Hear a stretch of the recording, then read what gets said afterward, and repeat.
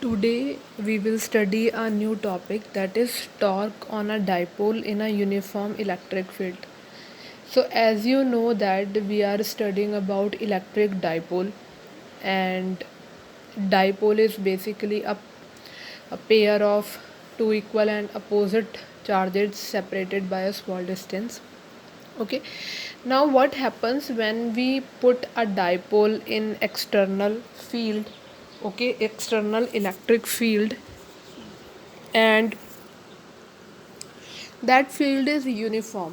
Okay, we will do two cases, for uniform field and another one is for non-uniform.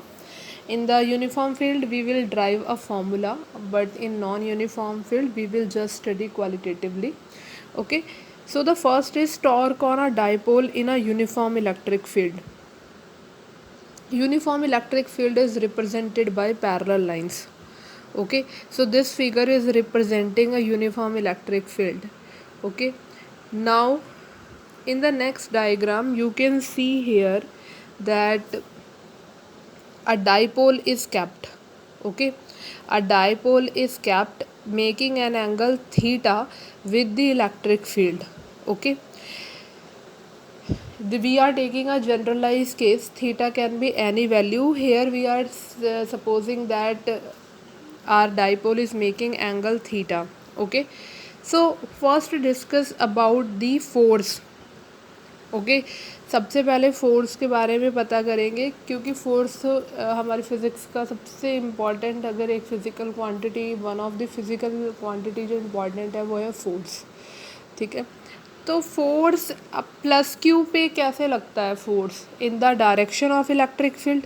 Okay, and what about the force on minus Q?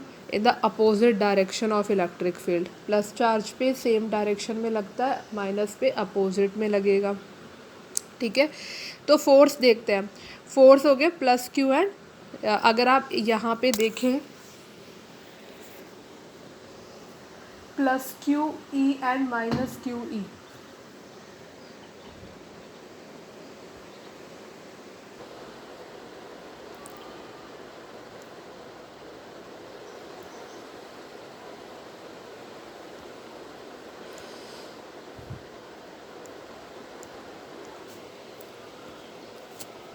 If you will see here that plus QE is in the same direction of electric field, okay, and minus is in the opposite direction. Okay, so two forces in equal and opposite direction. So when two forces are acting equal and opposite, it means the net force is zero, because when the angle is 180 degree in opposite direction, then the resultant is A minus B, which means F plus Q and minus Q is 0. So the net force is 0. But here pay attention to the one thing, that the line of action of both the forces is different. Okay, line of action, they are not acting at the same point, they both are acting at the different point. जब भी कोई भी force लगता है तो उसमें हम एक इमेजिनरी लाइन ऑफ एक्शन मानते हैं. लाइन ऑफ एक्शन का मतलब होता है वो फोर्स जिस लाइन के अलॉन्ग लग रहा होगा. तो अगर आप लाइन ऑफ एक्शन को देखें तो both the forces have different line of action. Okay, इस जब दो इक्वल और अपोजिट फोर्सेस होते हैं और उनका लाइन ऑफ एक्शन डिफरेंट होता है, तब एक इम्पॉर्टेंट चीज़ आती है, दैट इज़ टॉर्क.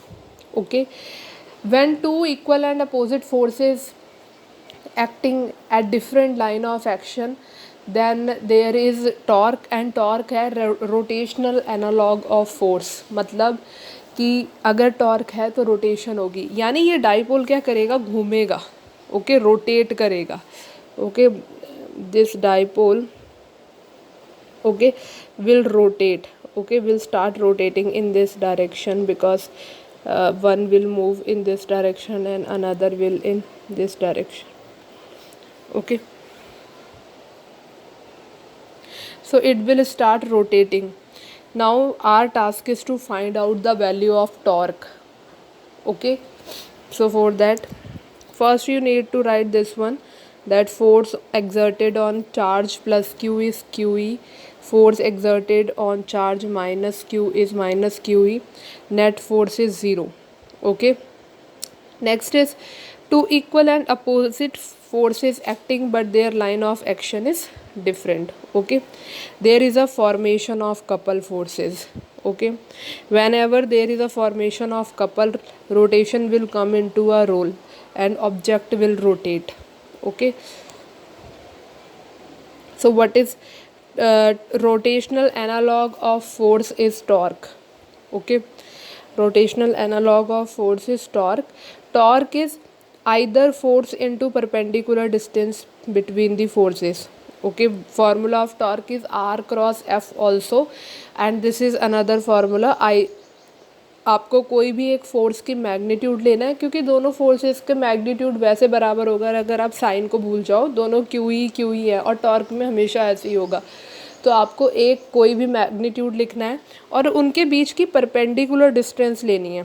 तो अगर आप ध्यान से देखो तो इस फिगर में अगर हम परपेंडिकुलर डिस्टेंस फाइंड आउट करने जाएंगे क्यू ई और माइनस क्यू के लिए, तो 2a साइन थीटा आ जाएगी परपेंडिकुलर डिस्टेंस। ट्रिग्नोमेट्री लगाओगे आप तो ये जो डिस्टेंस जहाँ पर मैंने 2a साइन थीटा लिया है, तो ये ट्रायंगल में आपका साइन थीटा होता है परपेंडिकुलर अपॉन हाइपोटेनियस, तो वहाँ से आ जाएगा। ठीक है। अगर आप देखें तो हमारा टॉर्क का फॉर्मूला क्या था? टॉर्क था हमारा फोर्स इनटू परपेंडिकुलर डिस्टेंस। तो फोर्स है क्यू ई, परपेंडिकुलर डिस्टेंस है 2a साइन थीटा। अगर आप q और 2a को एक साथ लेंगे तो ये डाइपोल मोमेंट हो जाएगा, q into 2a dipole moment होता है, e साइन थीटा आ जाएगा। क्योंकि इसको हम क्रॉस प्रोडक्ट की फॉर्म में लिखेंगे p cross e। Okay, so torque क्या होता है? Dot product of dipole moment and electric field. Here the electric field is the external electric field where we are putting the dipole. ठीक है, तो इसमें आप ध्यान रखेंगे इस तरीके से हमने टॉर्क का फॉर्मूला निकाला कि कितना टॉर्क लगेगा। टॉर्क का मतलब होता है कि टॉर्क का मतलब कैसे समझोगे? क्योंकि देखो जब भी आप रोटेशन करते हो किसी भी ऑब्जेक्ट की, तो रोटेशन में एक बहुत इम्पॉर्टेंट फैक्टर है फोर्स। तो है किसी भी ऑब्जेक्ट पे अगर आप फोर्स लगा रहे हो, लेकिन आपकी एक्सिस ऑफ रोटेशन का बहुत बड़ा रोल है। ठीक है, कोई भी चीज़ अगर घूमती है तो वो अपनी एक्सिस ऑफ रोटेशन के अलॉन्ग घूमती है, और जितनी भी हमारी रोटेशन की फिजिकल क्वांटिटी है उसमें जो distance from the axis of rotation से है वो सबसे इम्पॉर्टेंट एस्पेक्ट है। इसीलिए आर क्रॉस एफ, और उसी से अगर हम आगे आगे जाते रहते हैं तो हमें हमेशा एक नई फिजिकल क्वांटिटी बतानी होती है। तो सिर्फ फोर्स से काम नहीं चलेगा, आपको ये भी बताना पड़ेगा कि आप जो फोर्स लगा रहे हो वो एक्सिस ऑफ रोटेशन से कितना दूर है। तो बेसिक जो फॉर्मूला है टॉर्क का, R cross F, R is the distance from the axis of rotation. वहाँ से हमने ड्राइव किया एक नया फॉर्मूला, किसके लिए? इलेक्ट्रिकल सिस्टम के लिए। तो मैकेनिकल सिस्टम का बेसिक यूज़ करके हमने इलेक्ट्रिकल सिस्टम में अप्लाई किया। तो इलेक्ट्रिकल सिस्टम में जो हमारा फॉर्मूला आ रहा है वो आ रहा है आर पी क्रॉस ई। ठीक है, यानी जो डाइपोल मोमेंट और इलेक्ट्रिक फील्ड का बहुत बड़ा रोल है। दूसरी चीज़, इसमें स्पेशल केसेस ले सकते हैं हम।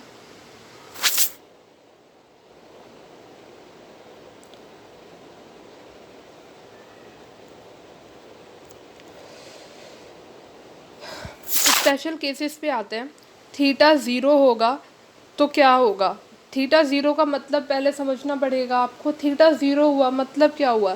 थीटा ज़ीरो कब होगा? जब डाइपोल और इलेक्ट्रिक फील्ड सेम डायरेक्शन में होंगे। ठीक है, अगर आप जिस डायरेक्शन में आपकी इलेक्ट्रिक फील्ड है उसी डायरेक्शन में आपने डाइपोल को रखा है तो वो क्या होगा? उस सिचुएशन में थीटा ज़ीरो होगा और टॉर्क की वैल्यू ज़ीरो आएगी, बिकॉज साइन ज़ीरो होता है। ठीक है, मैक्सिमम टॉर्क कब होगा? साइन थीटा की वैल्यू जब मैक्सिमम होगी यानी 90 पे। When dipole is placed perpendicular to the electric field, in that case torque is maximum which is P E.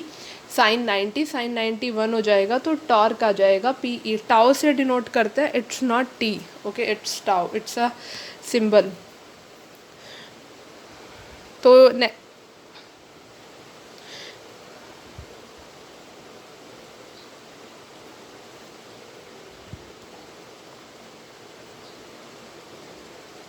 Next video में हम पढ़ेंगे second case, when the dipole is a non uniform electric field. उसमें बस हम qualitative पढ़ेंगे, quantitative नहीं पढ़ेंगे, मतलब मैथमेटिकल डीलिंग नहीं है, बस क्वालिटेटिवली पढ़ना है, ठीक है।